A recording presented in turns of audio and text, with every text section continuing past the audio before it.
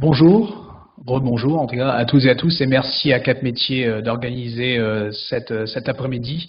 Donc sur un sujet, vous comprendrez assez rapidement qui m'est cher, qui est l'évaluation. Pourquoi? Parce que je l'expliquerai après. J'ai passé, on va dire, un certain nombre d'années de ma vie, qui ont été consacrées, on va dire, à ce sujet. Et j'aime avoir un titre tel que Réforme de la formation et les nouveaux enjeux de l'évaluation. Parce que quand j'ai commencé à travailler sur le sujet de l'évaluation il y a une quinzaine d'années, je peux le dire sans trop de timidité, que à peu près tout le monde s'en fichait. L'évaluation était un peu du luxe. C'était la petite cerise sur le gâteau, et finalement les questions d'évaluation en formation, souvent on me disait non mais c'est intéressant, etc. Mais est-ce qu'il n'y a pas des questions sur les modalités pédagogiques? Est-ce qu'il n'y a pas des choses innovantes actuellement en formation? Et l'évaluation était un peu le parent pauvre de la formation. Et aujourd'hui, avec la réforme, et au fil des réformes, on va dire, ce sujet a pris de l'importance.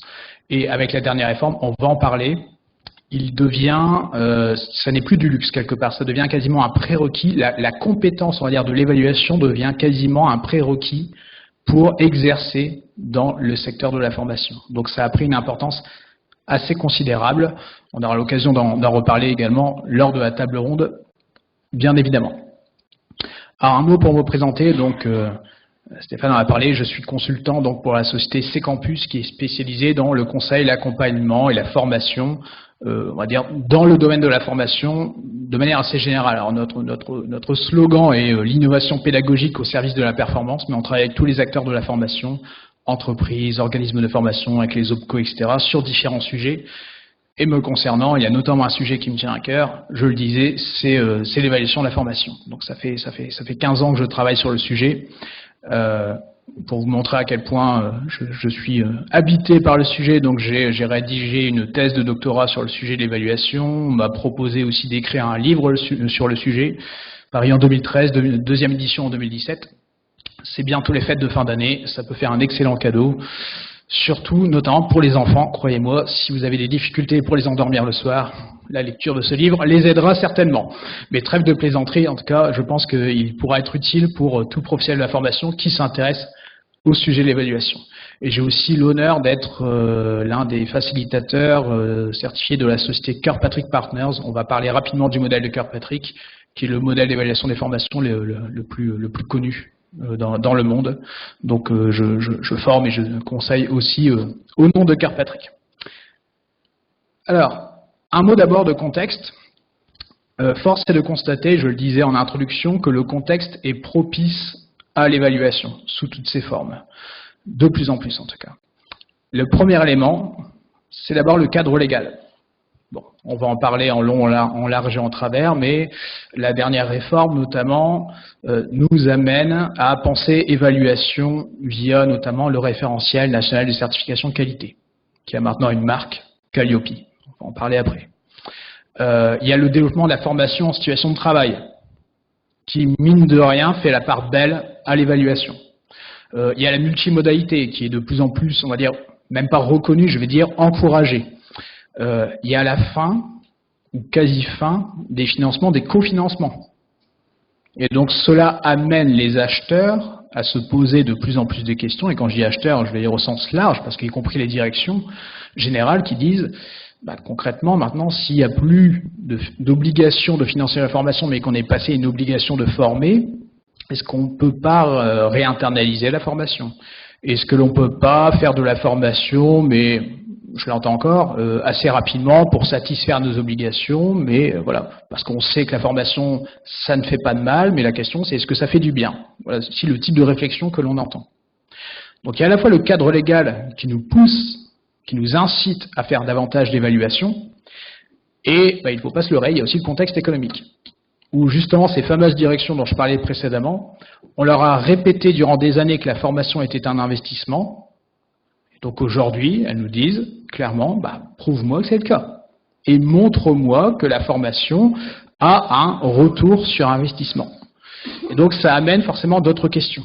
Et les directions générales, on ne peut pas arriver et leur dire, écoutez, c'est super, on a un taux de satisfaction très très élevé. Est-ce qu'on imagine une industrie aller évaluer le retour sur investissement d'une nouvelle ligne de production, de fabrication, en allant demandant aux ouvriers s'ils sont contents? Donc, on attend davantage de preuves. Voyez. Donc, aujourd'hui, on est un peu dans cette forme d'étau qui nous incite à aller vers davantage d'évaluation. Contexte légal, contexte économique, où on demande à chaque fonction, y compris la formation, de faire des efforts et de justifier ses budgets. Mais revenons aux fondamentaux d'abord. Qu'est-ce que l'évaluation de la formation? On en parle beaucoup, on en parle de plus en plus, mais qu'est-ce que l'on entend derrière ce terme? Eh bien, 4 exceptions. D'abord, l'évaluation et mesure.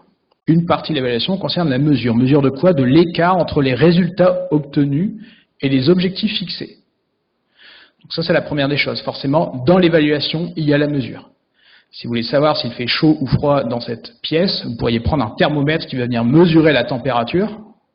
Ça serait la première partie, on va dire, de l'évaluation. Merci pour la précision. Deuxième élément, c'est l'analyse. Donc l'évaluation et mesure, elle est aussi analyse. C'est pas le tout de mesurer, mais encore faut-il derrière analyser les résultats, les informations, les données que l'on a obtenues. Donc analyse des causes de cet écart par l'analyse et l'interprétation des résultats. Donc il y a une dimension analytique. C'est pas juste la mesure. Je vais devoir après creuser, comprendre le pourquoi de ces résultats. Troisième élément, l'évaluation est aussi jugement. C'est un jugement de valeur, donc sur les constats recueillis concernant la formation et ses effets. Donc ce que je veux dire par là déjà, c'est que l'évaluation est évidemment subjective.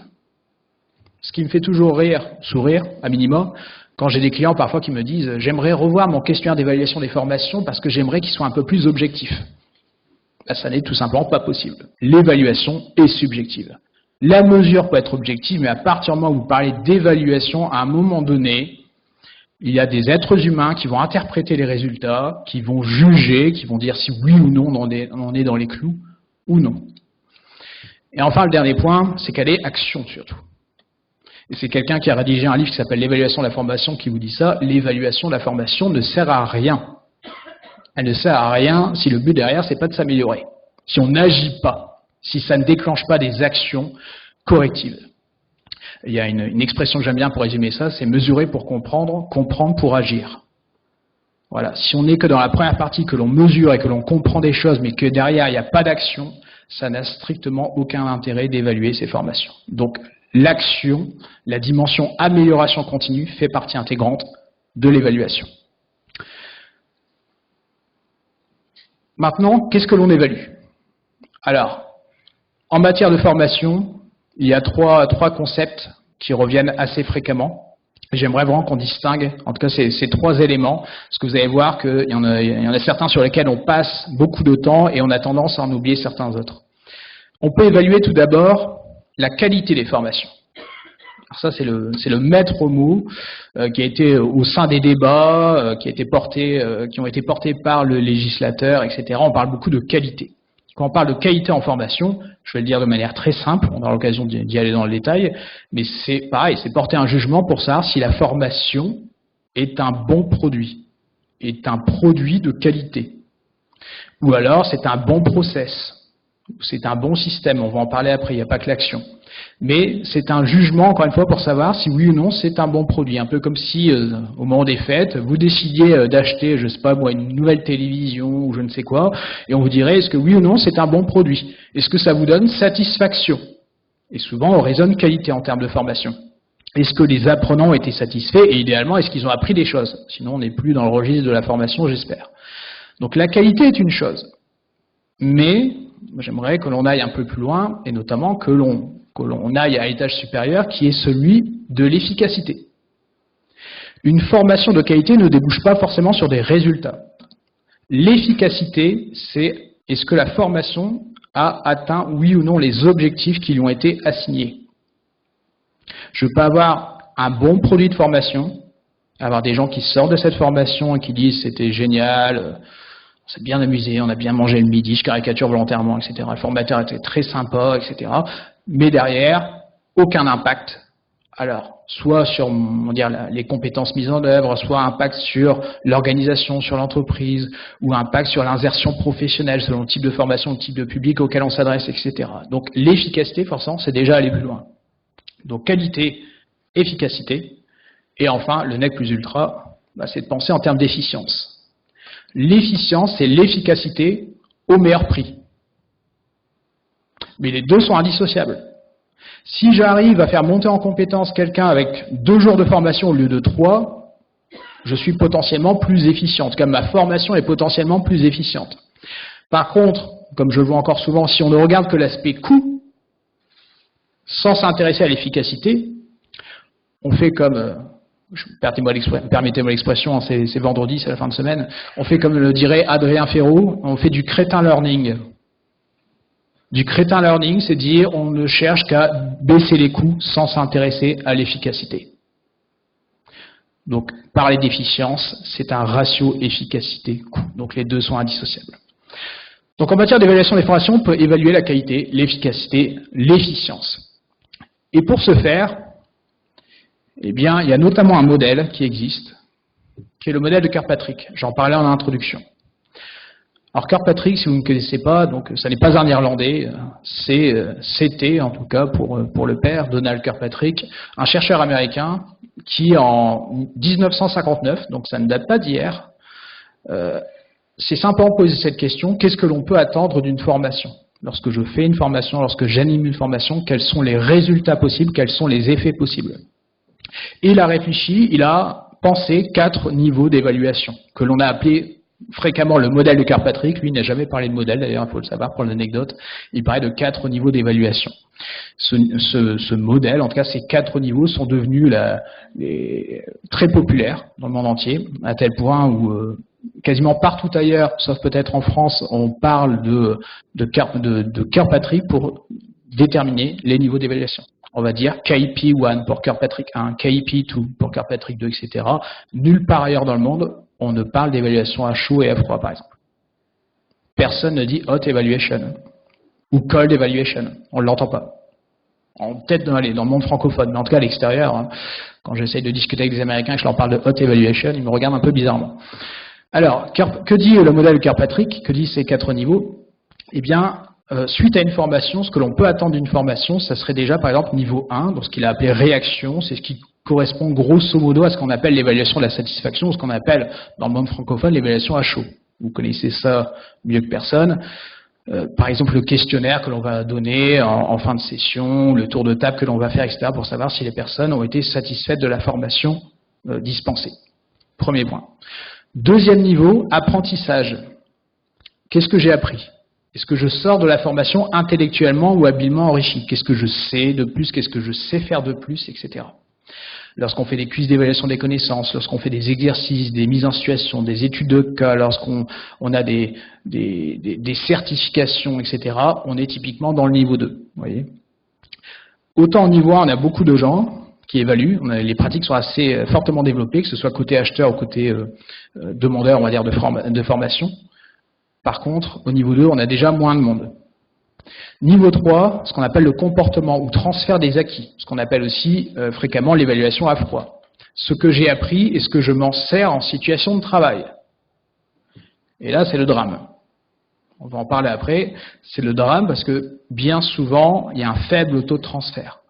La bonne nouvelle pour nous, gens de la formation, c'est que c'est majoritairement pas dû à la formation. Ça, j'y reviendrai.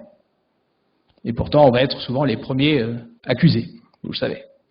Ce qui se passe après la formation, le fait qu'il y ait transfert ou non, c'est majoritairement dû à l'environnement de travail de l'apprenant, donc à l'organisation. En moyenne, les études scientifiques disent entre 10 et 30% de transfert des acquis. Ça signifie que dans le pire des cas, il y a 90% du budget de formation qui ne se transforme pas en compétences utiles sur le terrain. J'espère qu'il n'y a pas de direction financière dans la salle, parce que ça peut faire peur, en tout cas. Bon, la bonne nouvelle, c'est qu'on a plein de solutions pour y remédier.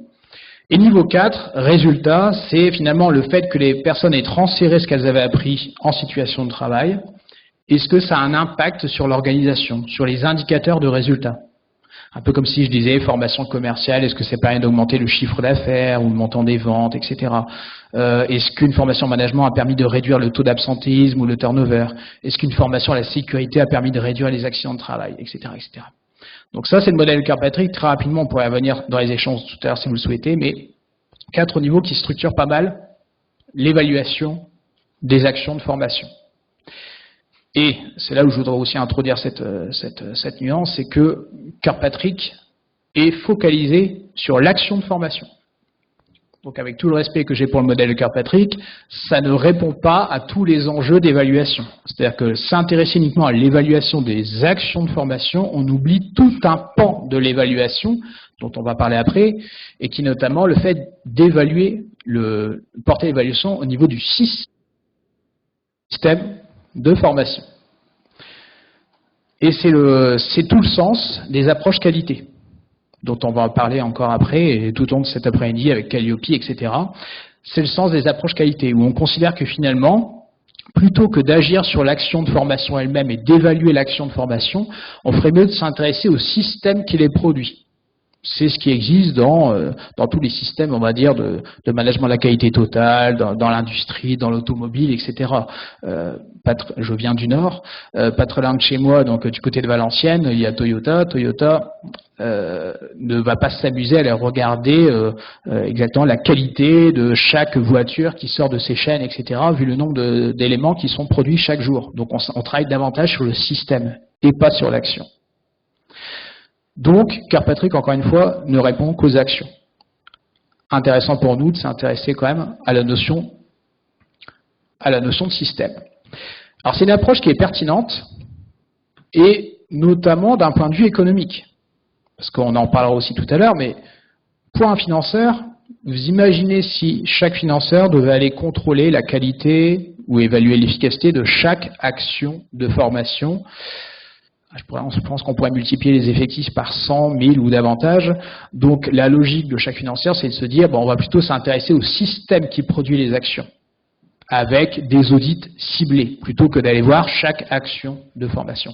Donc il y a une logique économique forcément aussi derrière cela. Et c'est cette logique, et c'est le sens un peu de l'histoire, qui était, on va dire, dans les origines, notamment du Datadoc. Et des labels, des certifications de qualité à la même époque, et maintenant donc de Calliope, donc, qui est le référentiel national certification qualité unique. L'idée derrière, encore une fois, c'est plutôt de s'intéresser au système qui produit les actions, donc là, en l'occurrence pour Calliope, à l'organisme de formation, s'intéresser à la qualité de l'organisme de formation, plutôt d'aller contrôler chaque action de formation qui pourrait être dispensée par ce même organisme. Alors, au sujet de Calliope, quelques dates. Alors, c'est le décret donc du 6 juin 2019 qui donc mentionne pour la première fois cela, donc l'obligation de respecter le répertoire national de certification qualité, donc maintenant la marque Calliope, pour les prestataires de formation qui souhaitent bénéficier de financement public ou cofinancement. Enfin, plus exactement, en tout cas, qui vont former des personnes qui, elles, ou des personnes des institutions, des organisations qui vont mobiliser, qui vont demander des prises en charge, etc., auprès de différents financeurs.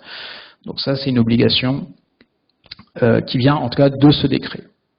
Et en termes de date majeure, donc 1er janvier 2021, pour les OPAC, donc nouveau nom des organismes de formation, de prestataires de formation, hein, les organismes qui concourent au développement de compétences, etc.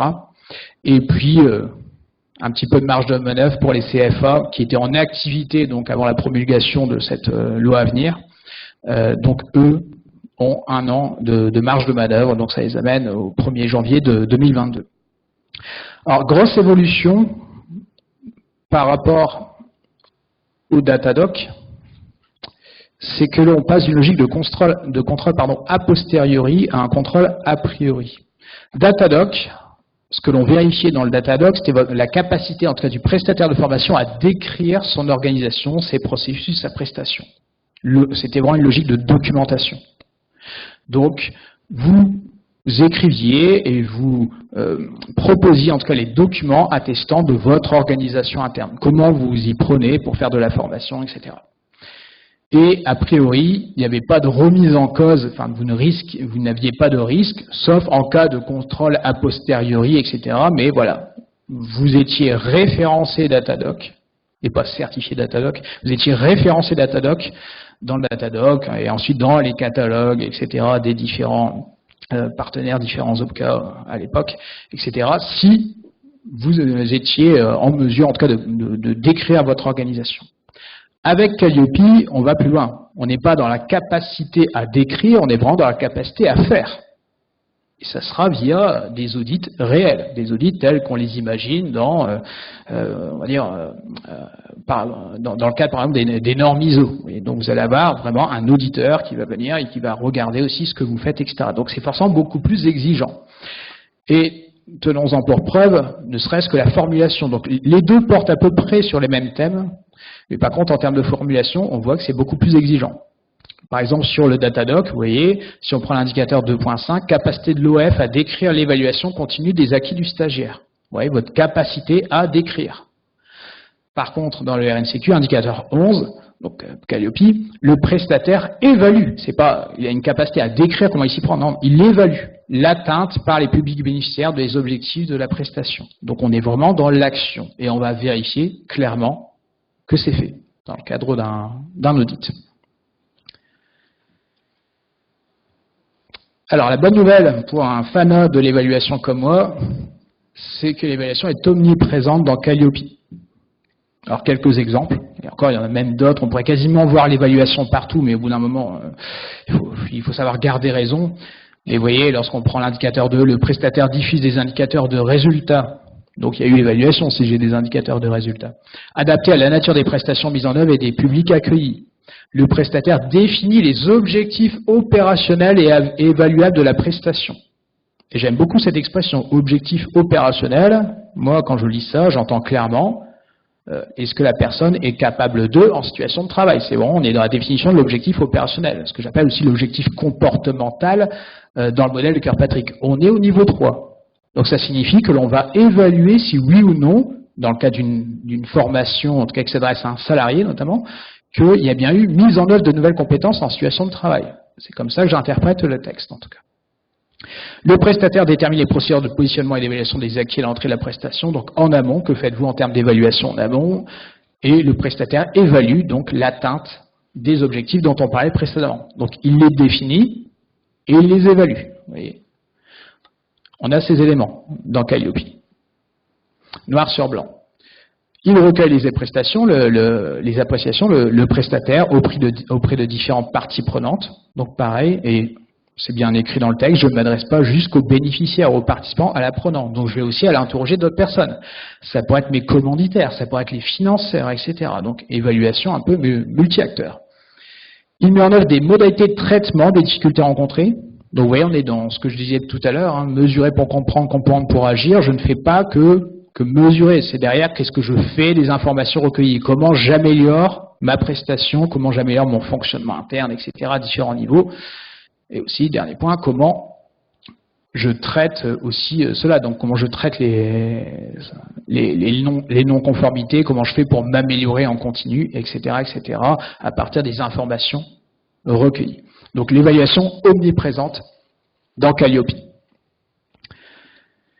Et ce que l'on observe, et là je demanderai à mes collègues, aux autres intervenants, s'ils souhaitent réagir par rapport à ça, c'est que tout cet élan, on va dire, d'évaluation, de focus sur la qualité, etc., fait que les pratiques d'achat évoluent également. Donc, par exemple, à titre personnel, ce que j'ai pu observer, c'est que les financeurs eux-mêmes donc font évaluer leurs pratiques d'évaluation. Pôle emploi développe son propre système d'évaluation des formations. On a plusieurs OPCO qui ont développé des systèmes d'évaluation, dont certains qui d'ailleurs se sont basés sur le modèle de Kirkpatrick, pour les actions collectives par exemple. Vous voyez, donc tranquillement, il y a cette exigence vis-à-vis des prestataires où on attend des résultats qui vont au-delà des questionnaires de satisfaction. Depuis hier, il y a l'application CPF. Alors je me suis précipité pour aller la télécharger. Alors pour l'anecdote, ma première expérience n'était pas terrible, c'était impossible de se connecter. Je me suis dit, bon, c'est une histoire d'amour qui commence difficilement. Et ensuite j'ai dit, bah, tiens, il y a peut-être déjà des évaluations, etc. Mais bon, pour l'instant il n'y a rien parce que j'imagine que l'évaluation se fera une fois que les sessions se seront déroulées, etc. Je me suis dit, il y aura peut-être des anciens résultats, etc. qui auront été importés comme c'est parfois possible. C'est pas le cas. J'attends de voir ce que ça va donner. Je me permets une petite touche critique. j'espère que ça ne sera pas juste une logique de TripAdvisor de la formation où on choisira du coup les formations en fonction du nombre d'étoiles, parce que mine de rien, une formation n'est pas un produit comme les autres. On n'achète pas une formation comme on achète une télévision sur un site d'e-commerce. On y reviendra, mais donc j'espère que ça ira un peu plus loin que cela, parce qu'on risque du coup de guider l'achat de formation sans forcément réflexion préalable, et j'espère que l'accompagnement sera à la hauteur par rapport à ça. Et ce que j'observe aussi, c'est une évolution timide, mais on y arrive, dans les cahiers des charges des acheteurs privés et publics, où on voit apparaître aussi des exigences quant à l'évaluation de l'efficacité des formations, en tout cas des pratiques qui vont être mises en œuvre par le prestataire. Donc on le voit beaucoup dans le privé, et dans le public, je vois même apparaître les noms Kirkpatrick, etc. Donc forcément, ça me fait plaisir. Mais il y a cette attente. En tout cas, côté acheteur, on attend que les pratiques d'évaluation se développent, et donc on attend aussi du prestataire qu'il avance sur ces sujets. Alors, je ne sais pas si les autres intervenants veulent réagir par rapport à ça. Est-ce qu'il y a des choses que vous observez en termes de pratiques d'achat, pratiques d'évaluation?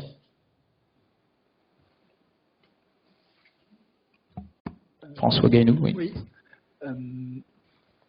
Je crois que moi, ce que j'observe aujourd'hui, c'est qu'il y a bon, d'abord un monde de la formation, des professionnels de formation qui se mettent en marche et qui recherchent des solutions pour répondre durablement aux exigences qualité.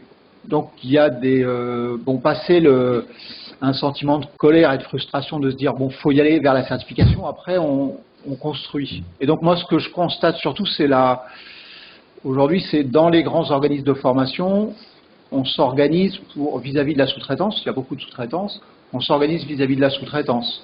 Donc ça, je l'observe. Après, je crois que ce qui est important pour donner un repère, c'est qu'il y a l'exigence d'évaluer. Il faut évaluer. Bon, ça, c'est ce que j'entendais même à la réforme précédente. Et après, il y a des techniques pour évaluer, pour mettre en place un système d'évaluation. Il y a ce que vous faites déjà en tant que professionnel, et il y a des techniques comme Kirkpatrick. Et c'est important de distinguer le système ou le sous-système d'évaluation qu'on va mettre en place et les techniques utilisées ou les méthodes utilisées pour le développer. Merci François. Je ne sais pas s'il y a une autre réaction. Oui. Donc en complément de ce que vous venez d'annoncer, effectivement, l'évolution législative conduit, me semble-t-il, les financeurs et notamment les OPCO, côté entreprise, à mettre beaucoup plus en la question de l'évaluation, de la formation au centre de la construction des plans de développement des compétences des entreprises. Tout d'abord, l'évaluation devient, sur le plan juridique, un élément probant par rapport à la nouvelle définition de l'action de formation. Les formations type AFEST, type FOAD peuvent se prouver de plusieurs manières. L'élément de l'évaluation, c'est un des critères fondamentaux qui confère éligibilité au dispositif. Donc ça, je pense que c'est une évolution relativement importante où l'évaluation prédomine la question de la preuve de la formation par des feuilles d'émargement, des attestations de présence. Donc déjà, c'est le premier point, je pense, qu'on peut mettre en avant. Ensuite, sur les politiques d'achat de formation, que ce soit des achats collectifs, donc diligentés, organisés par l'OPCO, ou des achats individuels de formation de la part des entreprises. Évidemment, le rôle des OPCO, me semble-t-il, et des conseillers en formation sur le terrain, est d'accompagner l'entreprise dès la rédaction du cahier des charges, l'identification des indicateurs qui vont lui permettre d'évaluer un certain retour sur investissement, retour sur les attentes. Voilà, les modifications en termes de financement de l'action de formation ne sont pas non plus neutres par rapport au positionnement, on va dire, majeur de la question de l'évaluation. Peut-être que ma collègue chez Uniformation pourra confirmer. Oui, pour compléter ce que disait ma collègue, Madame Georges, nous, on est effectivement, on s'est inspiré beaucoup du système autour de Kirkpatrick sur les 4 phases d'évaluation avec ces dernières années une évaluation forte du stagiaire. Et c'est vrai qu'on a vu apparaître effectivement des modalités d'évaluation, nous en interne, dans nos achats ou dans l'accompagnement de nos structures employeuses, vers l'évaluation de la notion d'efficience et d'efficacité, avec pour leitmotiv, puisque nous on est donc OPCO de la cohésion sociale, avec 2 indicateurs en termes d'accompagnement, c'est l'insertion professionnelle, dans nos achats, notamment autour des dispositifs de la POI ou PEC, mais pas que, sur les dispositifs aussi d'achat autour de l'alternance, et aussi, c'est pour ça que le critère 7 nous intéresse plus que jamais sur le nouveau référentiel Calliope, parce qu'il intègre une notion qui pour nous est fort importante, celle de l'environnement socio-économique des organismes de formation, parce que c'est vrai qu'on l'a un peu dans notre ADN en tant qu'OPCO de la cohésion sociale. Et puis, on travaille de plus en plus, c'est le sens de la réforme avec les branches professionnelles, sur l'évolution de leurs compétences, de leurs emplois, sur la notion d'aménagement du territoire. Donc ça fait partie des choses sur lesquelles on va de plus en plus s'inspirer dans nos achats de formation, mais aussi dans la façon dont les employeurs achètent la formation. C'est vrai qu'on s'est centré, comme je le disais tout à l'heure, beaucoup sur l'évaluation, ces dernières années, l'évaluation à chaud, à froid, et puis maintenant on s'intéresse plutôt à celui qui achète. Donc on sait bien le CPF, l'acheteur ce sera le salarié, mais sur le plan de développement de compétences, c'est l'entreprise, et même si c'est un mot barbare dans nos structures de l'économie sociale et solidaire, voilà, il y a la notion de rentabilité et puis d'investissement dans la formation qui est de plus en plus prégnant. Donc simplement, moi je voudrais en préambule, je vous rejoins, je crois qu'il faut faire par rapport à la certification unique, il faut faire de cette contrainte, entre guillemets, une opportunité. Néanmoins, là où je vous rejoins pas tout à fait, c'est que je pense qu'il y a eu de nombreuses initiatives au niveau de la qualité depuis des années.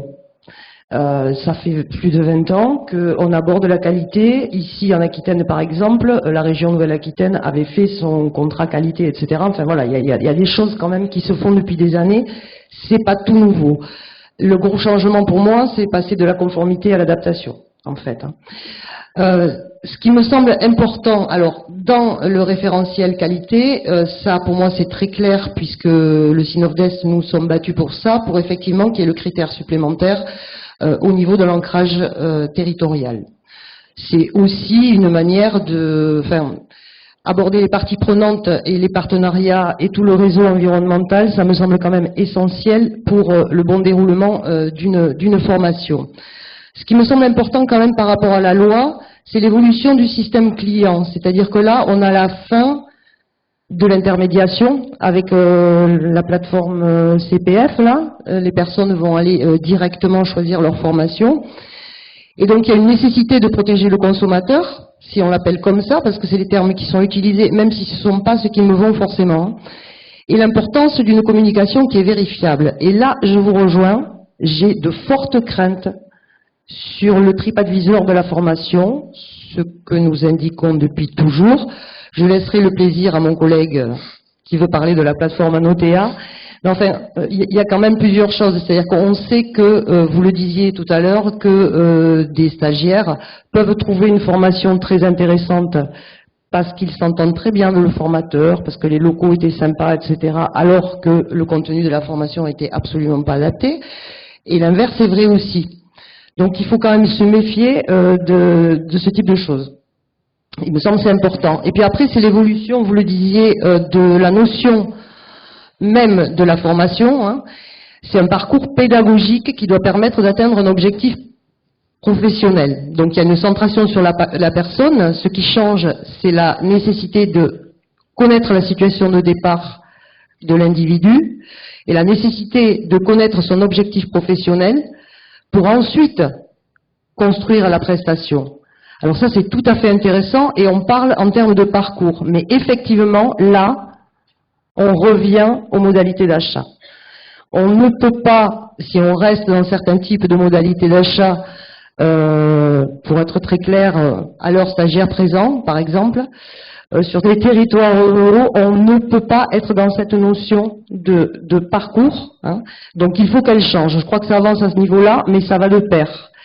Et il faut faire attention aussi, mais on en reparlera, là je dure là.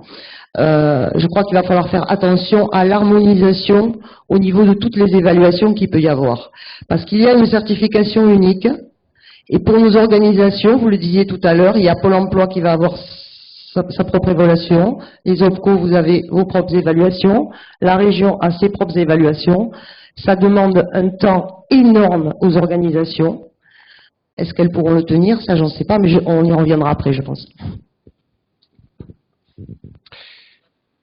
Oui, je voudrais simplement, moi aussi, faire un petit retour sur la position de la Fédération de la formation professionnelle sur ces questions.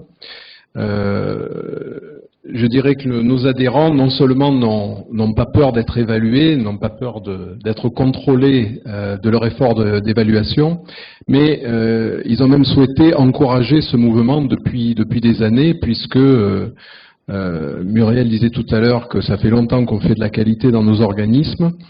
Il faut rappeler que la FFP est à l'origine du label OPQF depuis 1994, donc si je calcule bien, ça fait 25 années que ce label existe, qu'il a été promu, qu'il est une condition quasi obligatoire pour adhérer à la FFP, d'être labellisé ou de s'engager dans cette démarche.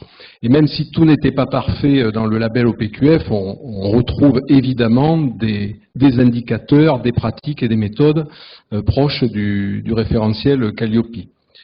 Ce que je voudrais dire aussi, c'est que nous sommes persuadés à la FFP que les procédures d'évaluation, les démarches qualité en général, mais les process d'évaluation qui les accompagnent, créent de la vertu pour le marché de la formation, puisque évaluer, c'est permettre plus de transparence, plus de libre concurrence, finalement plus de performance et de garantie de retour sur investissement pour les acheteurs.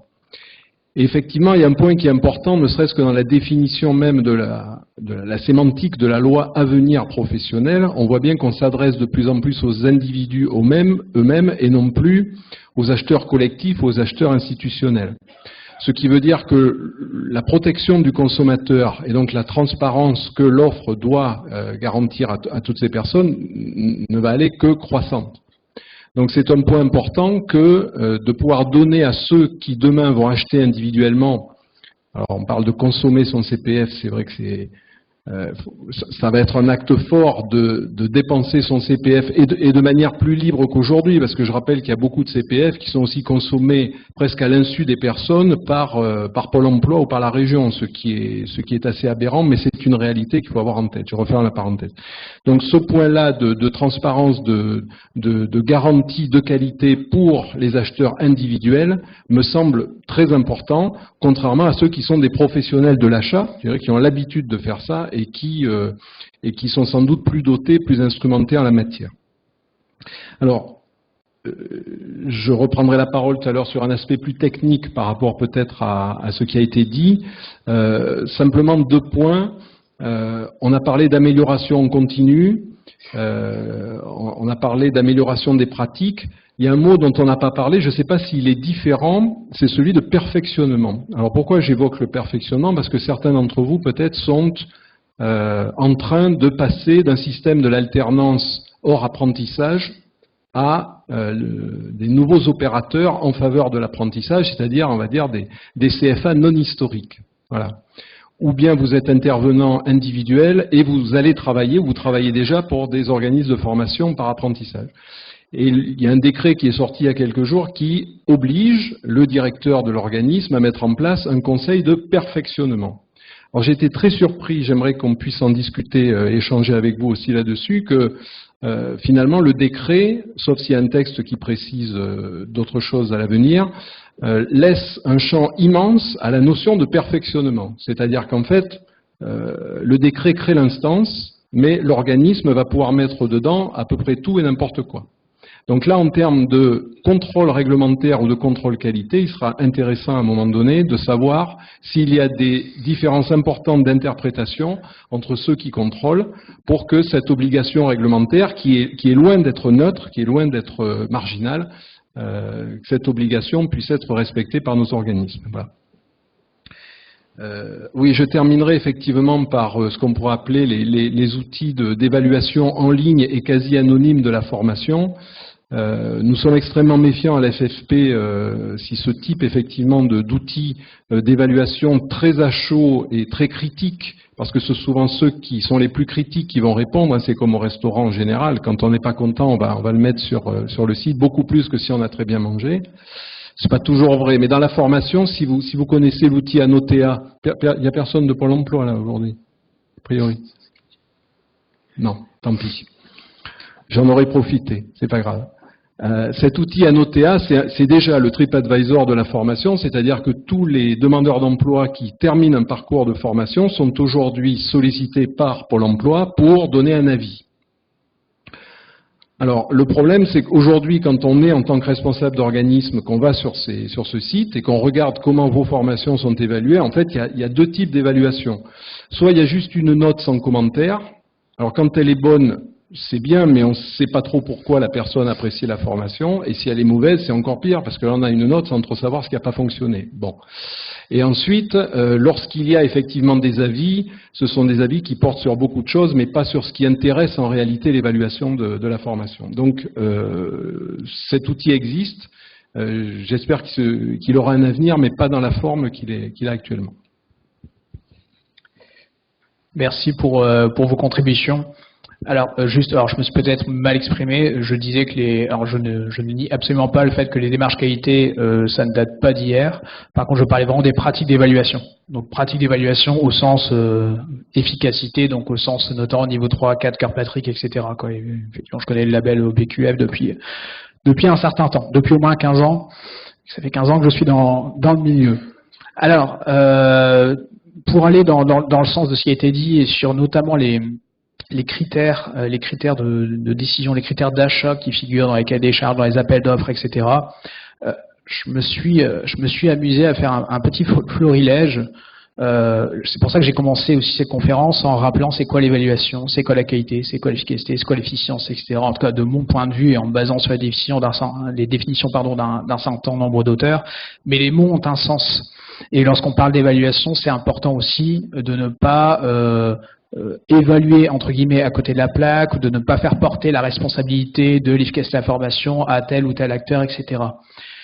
Donc, j'aimerais que l'on arrête de croire dans les actes d'achat qu'il suffit de mettre les personnes en formation pour qu'il y ait apprentissage.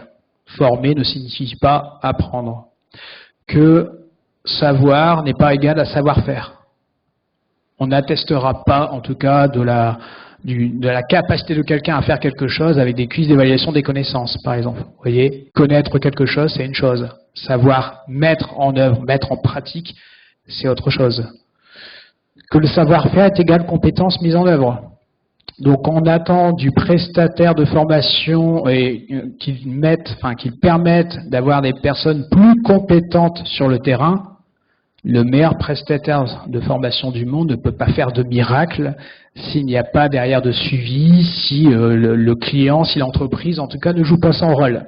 Vous savez très bien, vous savez mieux que moi, hein, en tout cas il y a pas mal de prestataires dans cette salle, vous savez très bien que souvent on a tendance à faire porter le chapeau, la responsabilité à l'organisme, et puis si une formation s'est mal passée, voilà, le coupable est souvent un peu trop rapidement trouvé, et comme ça évite de remettre en cause l'organisation du travail derrière. Que l'on a de croire donc aussi au début que qualité égale efficacité de la formation. Encore une fois, ce n'est pas parce qu'une formation est de qualité qu'elle mènera nécessairement à des résultats. Que le prestataire dit de qualité amène forcément à la formation de qualité.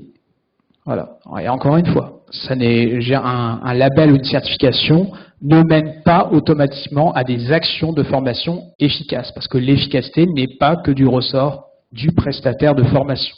Donc justement, que l'on arrête de croire que s'il y a montée en compétence ou s'il n'y a pas de montée en compétence, que tout cela relève uniquement de la responsabilité du prestataire. Le succès comme l'échec en formation sont collectifs et partagés.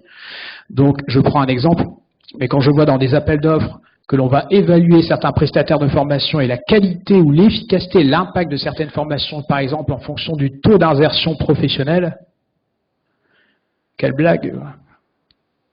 Quelle blague! La première des choses qui donne un emploi à quelqu'un, c'est le carnet de commandes des entreprises. Vous pouvez avoir le meilleur prestataire du monde, les meilleures formations, etc.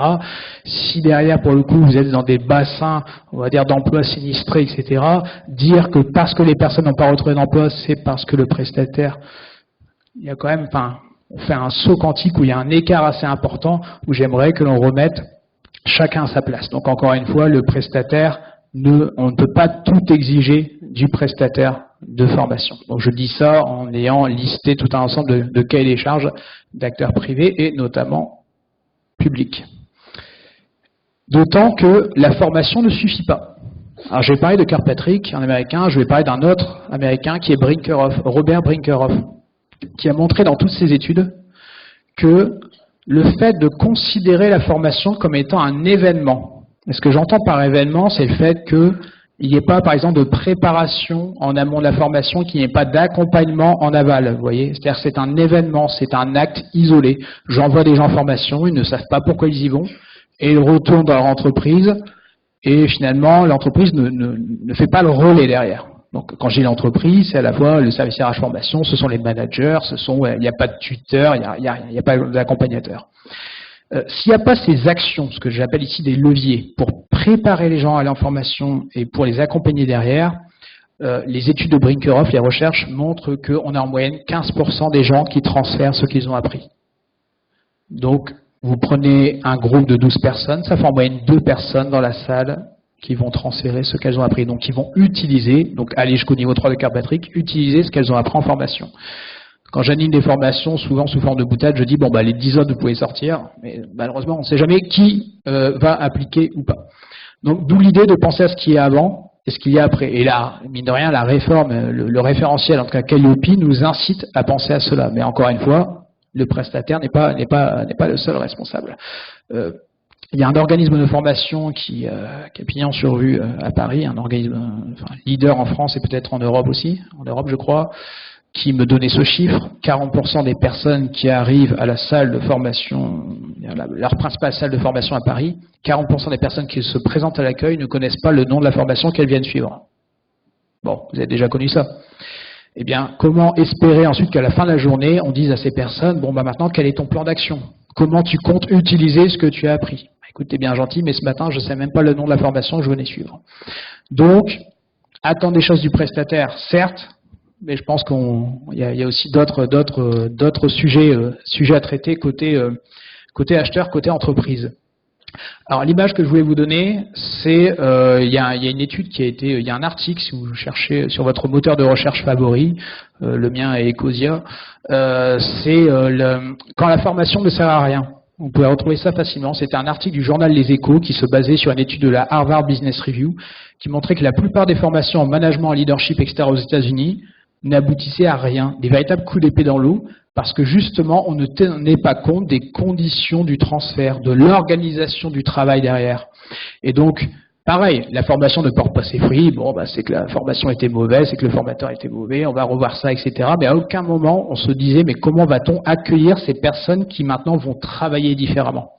Et la métaphore que j'aime bien utiliser, c'est celle du puzzle. Vous prenez un puzzle, vous prenez une pièce, vous la retirez. Vous l'envoyez en formation, bon, vous imaginez l'image. Elle va changer de forme, elle va être déformée. Elle va revenir, elle n'arrivera plus jamais à s'insérer dans le puzzle, vous voyez. Donc c'est cette idée de dire que si on ne traite pas aussi l'entreprise, si on ne travaille pas sur l'organisation, évidemment, au niveau de la formation, on ne pourra jamais avoir autant d'impact, autant d'efficacité.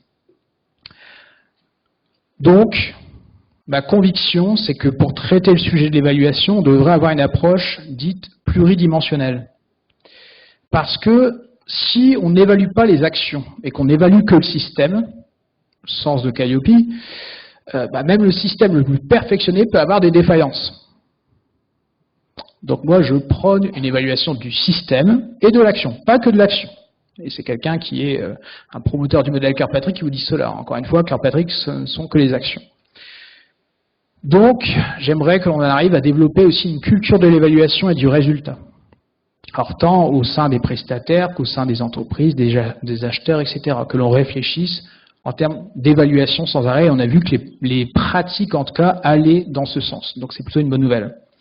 Que l'on développe l'esprit de coopération et de co-responsabilisation. C'est le sens de mon propos précédent. La formation, ça n'est pas que l'affaire des gens de la formation. Ça n'est pas que l'affaire des prestataires, etc. Donc, comment peut-on embarquer davantage de personnes et pour toujours plus d'impact, toujours plus d'efficacité, etc.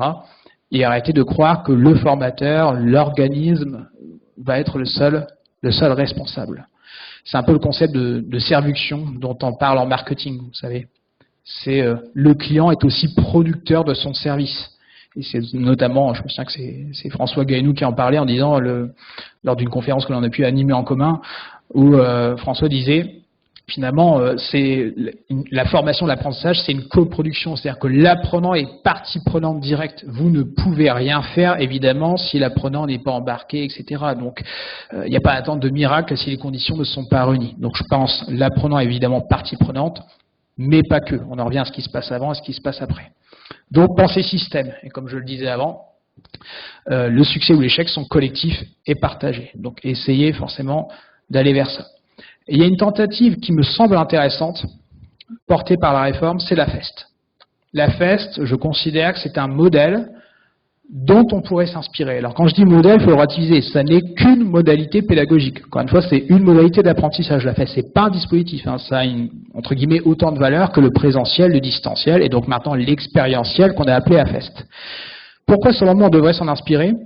Parce que la FEST vient répondre à pas mal de choses que j'ai précédemment critiqué. D'abord, c'est nécessaire, on va dire, on n'a pas trop le choix dans le cadre de la FEST, en tout cas si vous voulez prouver que c'est une FEST, on part de besoins opérationnels concrets, on part de situations de travail, on part de référentiels de compétences, etc. Donc on part directement, on va dire, du juste besoin de la personne. Donc on va dire, ça augmente les chances, les probabilités qu'il y ait bien un transfert des acquis derrière, parce qu'on est vraiment dans l'ultra-personnalisation, on est dans le sur-mesure. Donc, on part de besoins opérationnels concrets. On rapproche apprentissage et transfert de cet apprentissage, voire on les fusionne. Quand je présentais le modèle de Kirkpatrick, c'est un modèle, on va dire, au sens de la formation assez classique. J'apprends des choses niveau 2, je les mets en pratique, je les transfère niveau 3. Dans la FEST, ces deux niveaux sont soit inversés, soit fusionnés. Je pratique niveau 3, donc j'apprends. Vous voyez, c'est vraiment l'apprentissage en situation de travail. Et moi, je suis convaincu que les prestataires ont un rôle à jouer là-dessus. L'entreprise a besoin de pédagogues, a besoin de gens qui vont penser les parcours pédagogiques, vont avoir besoin d'accompagnement, donc ce ne sera pas juste l'affaire des entreprises. Pour illustrer cette fusion apprentissage-transfert, c'est l'exemple que je prends souvent, c'est comment avez-vous appris à conduire une voiture? On vous a pas mis 20 heures dans une salle, physique ou virtuelle, en ligne, pour apprendre à conduire une voiture. Vous n'avez pas fait des simulations, non, on vous a mis au volant d'une voiture avec votre accompagnateur, votre tuteur à côté, qui était là en cas de souci. Eh bien, je pense qu'on va avoir besoin de prestataires aussi pour faire cela, pour accompagner, pour concevoir des parcours à FEST, etc. Donc, c'est quelque chose qui vient, selon moi, en complément, c'est l'occasion de valoriser tout ce qui n'était pas fait avant, tout ce qui n'était pas valorisé en termes d'action de formation. La FEST, pareil, a dans son ADN la mobilisation des acteurs et de tout un écosystème. C'est pas juste l'affaire de l'apprenant et du formateur. Vont être associés chefs d'entreprise, les managers, les tuteurs, accompagnateurs terrain, des personnes, des experts métiers, internes ou externes, qui vont être capables de décrypter, de concevoir des référentiels de compétences, etc., etc. Donc, c'est vraiment, encore une fois, on n'est pas dans le cadre de je prends quelqu'un, je l'envoie en formation, 40% qui ne connaissent pas la formation qu'elles viennent suivre, et j'attends un miracle uniquement par la formation et le prestataire. Là, ça remet un peu les responsabilités de chacun et de chacune à leur place. Et enfin, pour le fanat de l'évaluation que je suis, on évalue avant, pendant, après dans la FEST.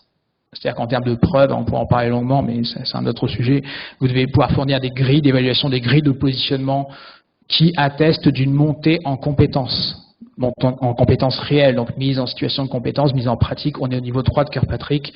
Donc la FEST, selon moi, on devrait pouvoir s'en inspirer et j'espère qu'elle pourra inspirer les autres modalités de formation.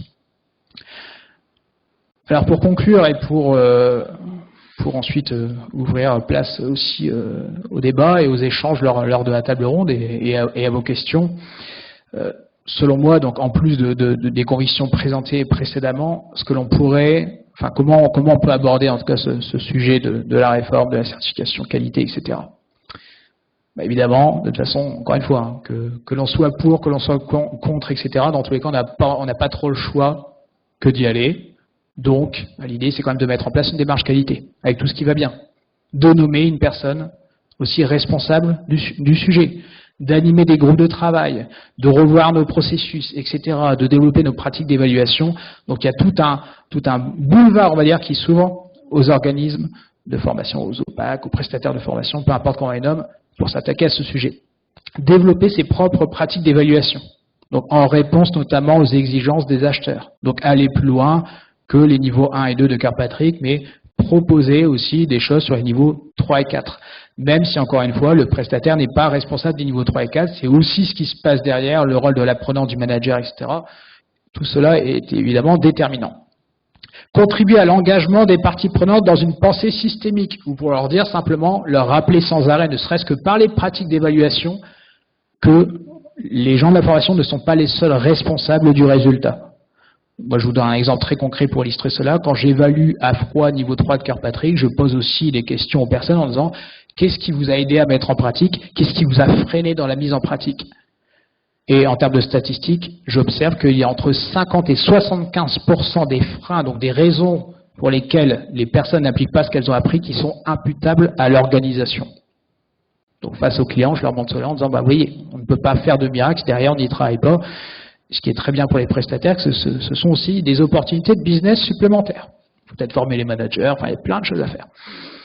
Et donc, bah, comme ça a été dit précédemment, bah, faire de Calliope non pas une contrainte, mais une véritable opportunité, donc un outil de développement des organismes de formation, des prestataires, parce que dans tous les cas, nous devons y aller, donc autant y aller intelligemment et avec force, parce que voilà, personne ne se plaindra du développement de la qualité et de l'efficacité des formations, et Calliope peut largement y contribuer, en plus du reste. Merci. Je suis à l'écoute de vos questions.